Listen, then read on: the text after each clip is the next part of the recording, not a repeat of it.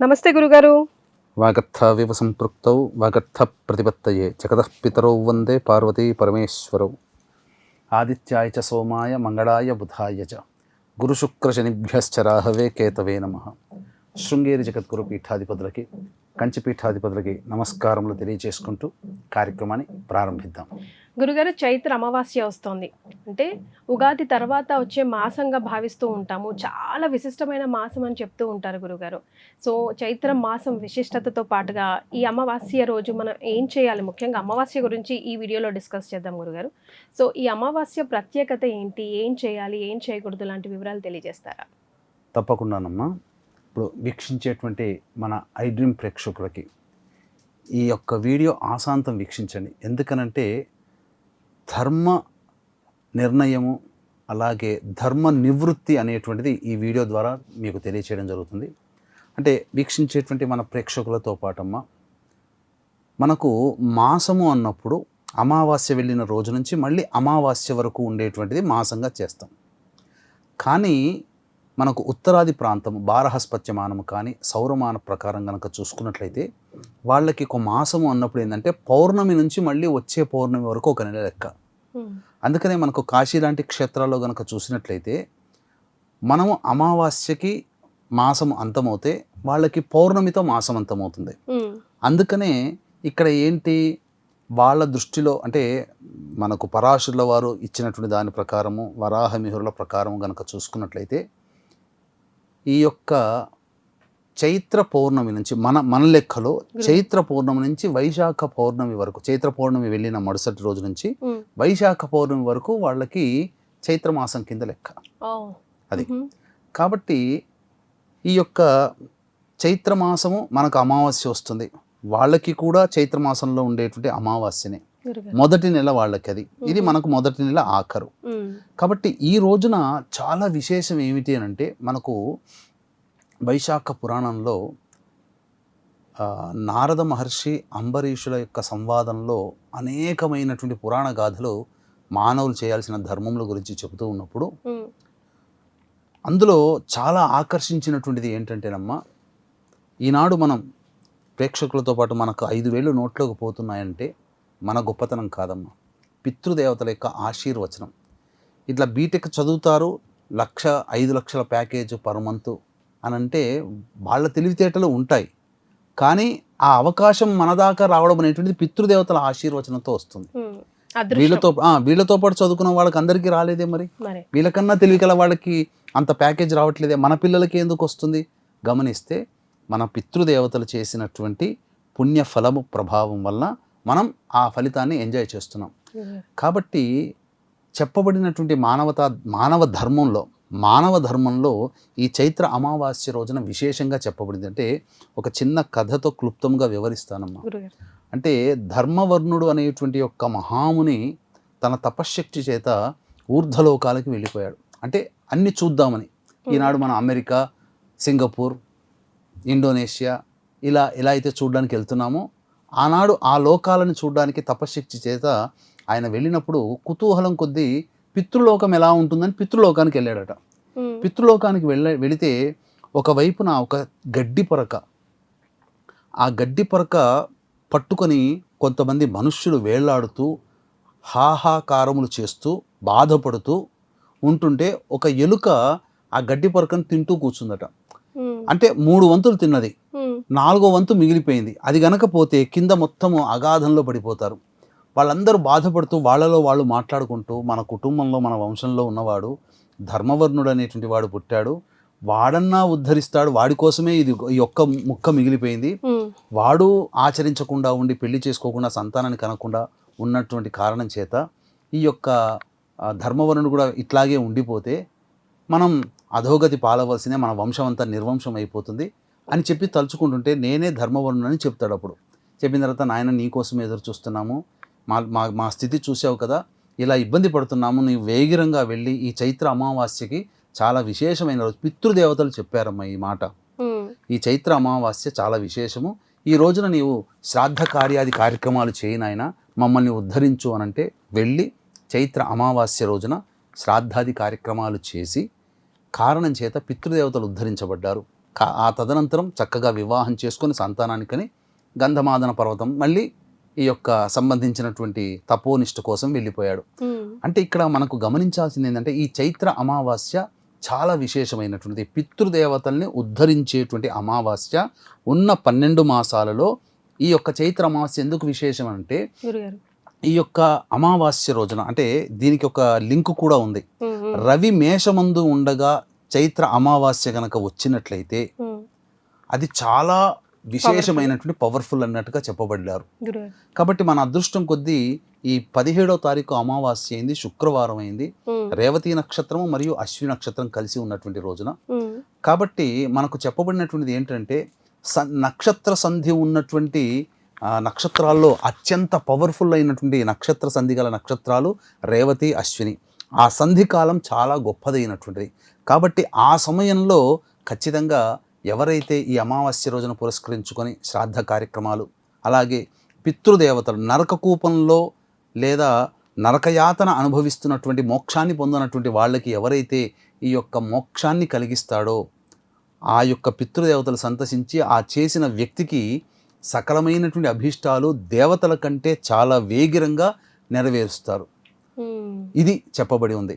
మరి ఇంతటి మహత్యమైన రోజుని ఎలా గురుగారు మనం అంతా సద్వినియోగం చేసుకోదలుచుకున్నప్పుడు ఇక్కడ ఏంటంటే మనం గమనించుకున్నట్లయితే ఈ రోజున ప్రతి కుటుంబంలో కూడా ఈ యొక్క పంచశాప ప్రభావాలు అనేటువంటివి ఉన్నాయి. అంటే స్త్రీ శాపము, గురు శాపము, దైవ శాపము, సర్పశాపము, అలాగే పితృశాపము. ఈ 5 శాప ప్రభావాల కారణం చేత ప్రతి కుటుంబంలో ప్రశాంతత లేని జీవితం గడపడం, సంతానాన్ని పొందకుండా ఉండడం, వివాహం కాకపోవడము, అన్నీ నోటిదాకా వచ్చి వెనక్కి వెళ్ళిపోతూ ఉండడము, మందులకి నయం కాని రోగాలతో బాధపడుతూ ఉండడము, అలాగే ఇంటర్ రిలీజియన్ సంబంధించినటువంటి కుటుంబంలో పెళ్ళిళ్ళు జరుగుతూ ఉండడము, అలాగే ఇట్లాంటి అనేక రకాల సమస్యలు. ఎంత కష్టపడ్డా ఆ కష్టానికి ప్రతిఫలం అనేటువంటిది దక్కకుండా ఉండి మనకన్నా పక్క వాళ్ళు అతి శీఘ్రంగా డెవలప్ అవుతుంటారు, మనం కాలేకపోతాం. ఒక అనాలోచిత నిర్ణయం తీసుకొని సంపాదించిన కోట్ల సొమ్ము, లక్షల సొమ్ము ఇచ్చేసేసి పూర్తిగా నష్టపోతుంటాం. అంటే ఎలా అంటే చాలామంది నేను జీవితాల్లో చూశానమ్మా, ఈ పంచశాప ప్రభావాలు ఉన్నప్పుడు ఎంత కష్టపడ్డా ఫలితం దక్కకుండా ఉంటుంది. ఇలాంటివన్నీ కూడా ఆ సంబంధించినటువంటి, అనగా వీళ్ళతో కొంతమంది వివాహం 1 సంవత్సరంలో అవుతుంది. వాళ్ళతో పాటు వివాహమైన కుటుంబాల్లో కొన్ని కుటుంబాలు చాలా అభివృద్ధిలోకి ఉంటాయి, కొన్ని కుటుంబాలు మాత్రం ఎక్కడ వేసిన గొంగడ అక్కడే. ఏ జన్మలో ఏ పాపం చేసామని నరకయాతన అనుభవిస్తున్నామని చెప్తూ ఉంటుంటారు కదా.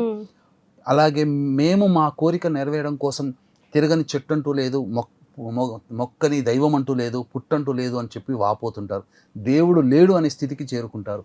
అటువంటి కుటుంబాలలో అలాగే ప్రధానంగా అనేక విధాలుగా కుటుంబ సభ్యుల మధ్య ప్రేమ ఆప్యాయత ఉండదు, భార్యాభర్తల మధ్య ప్రేమ ఉండదు, పెళ్ళిళ్ళైనా సంవత్సరాలు గడిచిన సంతానం కలగదు. ఇలాంటి కుటుంబాలలో ఈ పంచశాప ప్రభావాలు అనేటువంటివి ఉంటాయి. కాబట్టి ఈ పంచశాప ప్రభావాలకి సంబంధించినటువంటి పరిహారం అనేటువంటిది ప్రతి వాళ్ళు ఈ చైత్ర అమావాస్య రోజున చేసుకుంటే తప్పకుండా వాళ్ళకి సంబంధించినటువంటి కోరికలు నెరవేరుతాయని చెప్పడంలో ఏమాత్రం సందేహం లేదని చెప్పవచ్చు. సో ఏం చేయాలి, ఎలా చేయాలి, ఎప్పుడు చేయాలి గురుగారు? దీనికి ప్రధానంగా ఈ పంచశాప ప్రభావాలు ఎలా ఉంటాయని తెలుసుకోవడానికి మనం గమనించుకున్నట్లయితే ఎప్పుడు చేయాలనేటువంటిది కూడా తెలియజేస్తానమ్మా. ముఖ్యంగా తండ్రి లేదా భర్త వైపు 6 తరాలు, తల్లి లేదా భార్య వైపు 3 తరాల్లో దుర్మరణాలు, road accident, fire accident, suicide attempt, నదిలో బావిలో పడి చనిపోవడం, ఇంట్లోంచి వెళ్ళిపోవడం, లివర్ ఫెయిల్యూర్, కిడ్నీ ఫెయిల్యూర్, క్యాన్సర్తో చనిపోవడం, 60 సంవత్సరాల లోపల ఎలాగైనా చనిపోయినా, అలాగే పిండ ప్రదానాలు చేయకపోయినా, స్త్రీ హత్య, గోహత్య, బ్రాహ్మణ హత్య, పాముని చంపిన, పిల్లిని చంపిన ఈ యొక్క పంచశాప ప్రభావాలకు గురవుతారు. దీనివల్ల కుటుంబ సభ్యుల మధ్య ఒక అవగాహన ఉండదు. అలాగే సంబంధించి ఇంట్లో ఎక్కువగా జిల్ల పురుగుల బెడద ఎక్కువగా ఉన్నా, చనిపోయిన వాళ్ళు తరచూ కల్లోకి వస్తున్నా, పాము తరచూ కల్లోకి వస్తున్నా, అలాగే ఇంకా చెప్పాలి అని అంటే ఈ యొక్క ఇంట్లో క్రాక్స్ వస్తున్నా, నల్లాలు ఎన్ని మార్చినా బొట్టుగా ఎన్న ఉన్నా మళ్ళీ బొట్టుగా కారుతూనే ఉంటుంది, కొత్తవి అన్నీ ఎంత మార్చినా కానీ. ఇలాంటివి ఉన్నప్పుడు ఈ యొక్క పంచశాప ప్రభావాలుగా గుర్తించాలి మొట్టమొదలు. ఇక ప్రధానంగా గమనించుకున్నట్లయితే దీనికి ఈ చైత్ర అమావాస్యకే ఎందుకు చెప్పబడి ఉంది అని అంటే ఇంతకుముందు చెప్పుకున్నటువంటి వర్ణుడి ప్రకారం కనుక చూసినట్లయితే రేవతి నక్షత్రము అశ్విని నక్షత్రం కలిసి ఉన్నటువంటి రోజు కాబట్టి ఈ పంచశాప ప్రభావాలకి మన పీఠం ఆధ్వర్యంలో ఏప్రిల్ 17వ తారీఖు రోజున కార్యక్రమాలు జరుగుతాయి. 16వ తారీఖున హైదరాబాద్ నుంచి ఇక్కడి నుంచి బయలుదేరుతాం. కాబట్టి వీక్షించేటువంటి ప్రేక్షకులు ఎవరైనా కానీ ఈ కార్యక్రమంలో మీరు నమోదు చేసుకోవచ్చు. ప్రధానంగా ఈ రోజున జల కలశ దానము చేయమని శాస్త్రం చెప్పబడి ఉంది. ఎలా చేయాలి? జల కలశం అని అంటే రాగి కలశంలో మంచినీళ్ళు వేసి, అలాగే కుంకుమ పువ్వు, హారతి కర్పూరం కాదు పచ్చ కర్పూరము, ఇలాచి, లవంగాల పొడి, అలాగే సంబంధించినటువంటి ఈ యొక్క జాజికాయ, జాపత్రి ఇవన్నీ ఇచ్చి ఆ బ్రాహ్మడికి దానం చేసి శ్రాద్ధ కార్యక్రమాలు చేయాలి. ఎలాగో మనము ఈ యొక్క ఏప్రిల్ 17వ తారీఖు రోజున పంచశాప నివృత్తికి చేస్తున్నాం. ఎప్పుడైతే ఈ పంచశాప నివృత్తి జరుగుతుందో ఆ కుటుంబంలో సుఖ సంతోషాదులు కలుగుతాయి. ముఖ్యంగా అనుకున్న పనులన్నీ కూడా నెరవేరుతుంటాయి. ప్రశాంతమైన జీవితాన్ని పొందుతారు. ఏదో తెలియని ఆందోళన నుంచి బయటపడతారు. ఖచ్చితముగా ఈ యొక్క చైత్ర అమావాస్య రోజున సముద్ర స్నానం చేయమని చెప్పింది. కాబట్టి మనం చేసేటువంటి కార్యక్రమంలో సముద్ర స్నానం కూడా ఉంటుంది. కాబట్టి ఎవరైతే పితృదేవతల ఆశీర్వచనం కావాలి అంటే, ఎందుకు చెప్తున్నానంటేనమ్మా ఈ ఆశీర్వచనం అని అంటే, పిండ ప్రదానాలు చేయకుండా ఇలాంటి దుర్మరణాలు పొందిన కుటుంబాల్లో ఉంటాయి కదమ్మా. నదిలో బావిలో పడి చనిపోతుంటారు. ఇట్లా దుర్మరణాలు, accidents, suicides, fire accidents, road accidents, ఇట్లా వాళ్ళకి మోక్షాన్ని పొందరు. మోక్షాన్ని పొందకునే ఆత్మ ఎలా ఉంటుందనంటే, మనము కాళ్ళు నేల మీద తలకాయ పై ఉంటుంది, కానీ రివర్స్ లో ఉంటారు. వాళ్ళ తలకాయ కిందికి కాళ్ళు పైకి వేలాడుతూ ఉంటుంటారు. అది నరక యాతన అనుభవించేటువంటిది. కాబట్టి దేవతలు ఇవ్వనంత స్పీడ్గా పితృదేవతలు మనకు ప్రసాదిస్తారు. కాబట్టి ఆ దేవతల యొక్క అనుగ్రహం కంటే పితృదేవతల అనుగ్రహమే ఈ యొక్క భూలోకంలో ప్రతి వాళ్ళకి. అందుకని ఎంత గొప్ప తపశ్శక్తి సంపన్నుడైనా ఈ ధర్మవర్ణుడి కథ ఒక్కటి చాలు. ఎంత గొప్ప తపశ్శక్తి సంపన్నుడైన దేవతానుగ్రహం పొందిన పితృదేవతల యొక్క నరకయాతనని తప్పించలేని కొడుకే కాదు. శ్రాద్ధం పెట్టడం వల్లనే పోతుందని కాదు, శ్రాద్ధం కాదు ఇక్కడ చెప్పబడింది. ఆ నరకయాతన అనుభవించేటువంటి ఆ స్థితి నుంచి వాళ్ళని ఉద్ధరించాలి అని అంటే ఈ పంచశాప ప్రభావాలు తొలగించుకోవాలి. కాబట్టి ప్రతి ఒక్కళ్ళు కూడా ఈ సంబంధించినటువంటి పంచశాప నివృత్తి కార్యక్రమాలు చేసుకోదగినటువంటిది. ఇందులో ఎలాగో శ్రాద్ధం వస్తుంది.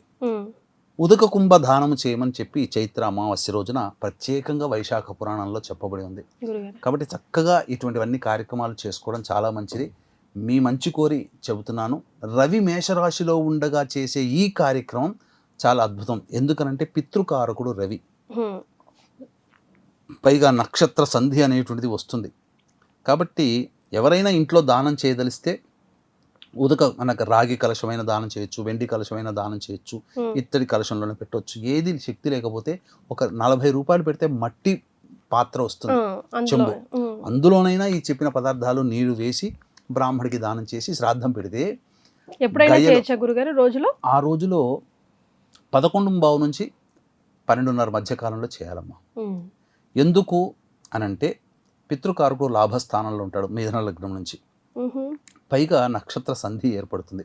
అది చాలా ప్రబలమైనటువంటి దివ్యమైనటువంటి కాలము. ఇది చాలా అద్భుతం. శుక్రవారం కదా గురుగారు చేయొచ్చా? అంటే కొంతమంది వెండి కానీ, గోల్డ్ కానీ, సిల్వర్ కానీ, లేదంటే మట్టిని కానీ శుక్రవారం పూట ఇంటికి తీసుకురారు, ఇవ్వరు కొంతమంది. అంటే ఆ రోజు ముందు రోజు కొనుక్కొచ్చుకుంటే సరిపోతుంది, ముందు రోజు కొనుక్కొచ్చుకుంటే సరిపోతుంది. కానీ ఈ రోజున వెండి బంగారాలు దానం చేసేంత శక్తి వరకు ఉంటుందమ్మా, అస్సలు మనం ఊహించకూడదు. కాబట్టి ప్రజలందరూ కూడా అతి సామాన్యమైన మానవులుగా ఉంటారు. కాబట్టి వాళ్ళకి శక్తి కొలది ఈ రోజున రాగి చెప్పవచ్చు, శక్తి ఉంటుంది. ఒక 200 రూపాయలు పెడితే రాగి కలశం వస్తుంది. లేదు అంటే మట్టి కలశం చేయండి, తప్పేం లేదు. మృణ్మయ కలశం చాలా గొప్పది ఈ కలియుగానికి. మట్టి ఇప్పుడు 40 రూపాయలు పెడితే మట్టి కలశం వస్తుంది, చిన్నది వస్తుంది, చాలు. మట్టి చెంబు దాంతో అందులో ఇచ్చి చాలు. పూర్వకాలంలో మహర్షులందరూ ఇలాగే ఇచ్చారు, కానీ మహర్షులు వాళ్ళందరూ కూడా బంగారులో ఇవ్వలేదు. రాజులు ఇచ్చుంటారేమో, కానీ సామాన్య మానవులు మట్టి పాత్రలే వాడారు. ఇప్పటికీ మరి మన భూమి తవ్వకాలు దొరికితే బంగారు బిందెలు, బంగారు చెంబులు, బంగారు గ్లాసులు రావాలిగా. మరి ఆ కాలంలో మట్టివే వచ్చే, టెర్రాకోట అని చదువుకున్న చిన్నప్పుడు. కాబట్టి ఆ కాలంలో మనుషులు అప్పుడే కుండలు వాడారు, మట్టితో చేసినాయి. మనం ఇప్పుడు ఇస్తే తప్పేం లేదమ్మా, అదే విధంగా చేయొచ్చు.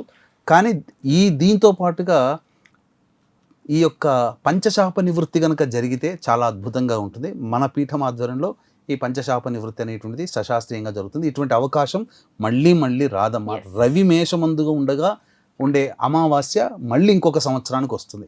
కాబట్టి వీక్షించే ప్రేక్షకులు అందరూ దీన్ని వినియోగించుకోగలరు. ఎస్, సో ఈ వీడియో మీ దాకా వచ్చింది అని అంటే మీకేదో యూనివర్సల్ సిగ్నల్ ఇస్తుందనే అర్థం. సో కింద స్క్రోల్ అవుతున్న నంబర్కి కాల్ చేసి ఇమీడియట్గా స్లాట్ని బుక్ చేసుకోవడం ఉత్తమాతి ఉత్తమం. గురుగారు, శుక్రవారం కూడా వస్తుంది కాబట్టి చైత్ర అమావాస్య పరమ పవిత్రమైన రోజు అని చెప్పుకున్నాం కాబట్టి చేయకూడని పనులు ఏవైనా పర్టికులర్గా ఈ రోజు ఉన్నాయా? చెయ్యకూడని పనులు అన్నప్పుడు ప్రధానంగా ఇక్కడ మాంసాహారం భుజించకూడదు, ధూమపానము మద్యపానం చేయకూడదు. అమావాస్య రోజున వీలైతే మౌనవ్రతం చేయడం చాలా మంచిది. ముఖ్యంగా శుక్రవారము సహజంగా ఇంటి ఆడపిల్లను మనం ఏమాత్రం ఇబ్బంది పెట్టము. కడుపున పుట్టిన సంతానమైనా, కట్టుకున్న భార్యనైనా, ఇంట్లో చేసుకున్న కోడలిగానైనా, ఏ ఆడపిల్లని, తోడబుట్టిన చెల్లెలనైనా, అక్కలైనా, తల్లినైనా ఈ అమావాస్య రోజున అస్సలు బాధ పెట్టకూడదు. వాళ్ళతో ప్రేమగా మాట్లాడాలి. అవకాశం వస్తే తప్పకుండా ఆ రోజున ఈ సంబంధించినటువంటి ఆ రోజంతా కూడా ఇంట్లో కూర్చొని ఓం శ్రీం మహాలక్ష్మి నమః చాలు, ఈ మంత్రాన్ని 1008 సార్లు కనుక జపం చేస్తే చాలా అద్భుతమైన ఫలితాలు, ఈ యొక్క సంబంధించినటువంటి ధన దోషములన్నీ కూడాను నివృత్తి అవుతాయమ్మా. ఎస్, చాలా సంతోషం గురుగారు. చైత్ర అమావాస్యని ఎలా సద్వినియోగం చేసుకోవాలో తెలియజేశారు. ధన్యవాదాలు. సర్వం శ్రీ ఉమామహేశ్వర పరబ్రహ్మార్పణమస్తు.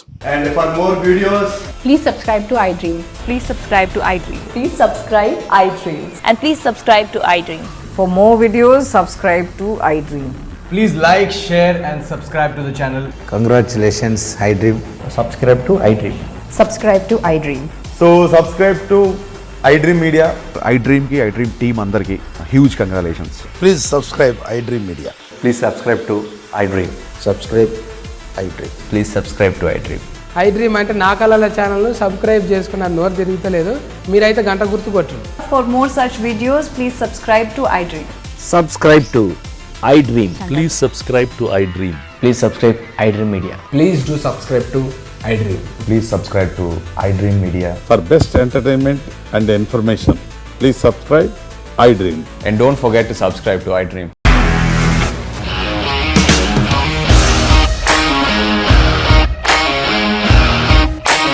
ఇండస్ట్రీలో కమిట్మెంట్ ఇష్యూస్ వస్తే నీకు కూడా వచ్చినట్టు మార్నింగ్ తీసుకెళ్ళాలంటే కొట్టి పడేస్తారు.